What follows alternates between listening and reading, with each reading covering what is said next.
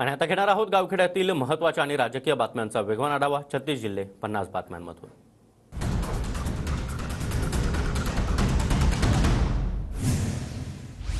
पुण्यामध्ये एकाच दिवशी मोदी आणि उद्धव ठाकरे त्याचबरोबर शरद पवार यांची सभा. 29 तारखेला वारजेमध्ये महाविकास आघाडी तर टिळक रोडवर मोदी यांची जाहीर सभा होणार. केंद्रीय गृहमंत्री अमित शहा यांच्या आज अकोल्यामध्ये जाहीर सभा. महायुतीचे उमेदवार अनुप धोत्रे यांच्या प्रचारासाठी सभेचं आयोजन. रायगडच्या अलिबागमध्ये आज शरद पवार यांची जाहीर सभा. महाविकास आघाडीचे उमेदवार अनंत गीते यांच्या प्रचारासाठी सभेचं आयोजन. उद्धव ठाकरे यांची आज संध्याकाळी 6 वाजता परभणीमध्ये सभा. महाविकास आघाडीचे उमेदवार संजय जाधव यांच्या प्रचारासाठी सभा होणार.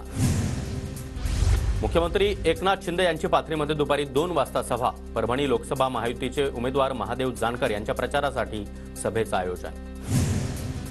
देवेंद्र फडणवीस यांची आज दुपारी 1 वाजता चांदूर रेल्वे या ठिकाणी जाहीर सभा.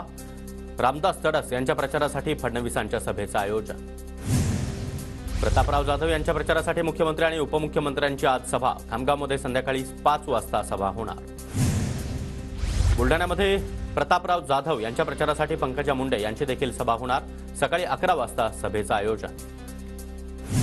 सुप्रिया सुळे यांच्या प्रचारासाठी मुळशीच्या पिरंगुटमध्ये सभा. संध्याकाळी 6 वाजता सभा होणार. उपमुख्यमंत्री देवेंद्र फडणवीस आज अमरावती दौऱ्यावर. नवनीत राणा यांच्या प्रचारासाठी संध्याकाळी 4 वाजता फडणवीसांची सभा होणार. 2 दिवसात हेमंत गोडसे यांना उमेदवारी जाहीर करण्याचं शिंदे यांचं आश्वासन. हेमंत गोडसे, अजय बोरस्ते आणि एकनाथ शिंदे यांच्यामध्ये मध्यरात्री बैठक. काल रात्री नवी दिल्लीमध्ये भाजपच्या नेत्यांची बैठक. पहिल्या टप्प्यामध्ये झालेल्या मतदानाबाबत बैठकीत चर्चा. जे.पी. नड्डा, अमित शहांची उपस्थिती. रत्नागिरी सिंधुदुर्ग लोकसभा मतदारसंघासाठी 9 उमेदवारांचे अर्ज. नारायण राणे विरुद्ध विनायक राऊत ही मुख्य लढत. तर कोकण प्रादेशिक पक्षाचे अपक्ष उमेदवार शकील सावंत यांना देखील माईक हे चिन्ह. बारामती लोकसभा मतदारसंघामध्ये 38 उमेदवार रिंगणात. उमेदवार जास्त असल्यानं प्रत्येक मतदार केंद्रावर 3 बॅलेट युनिट लागणार.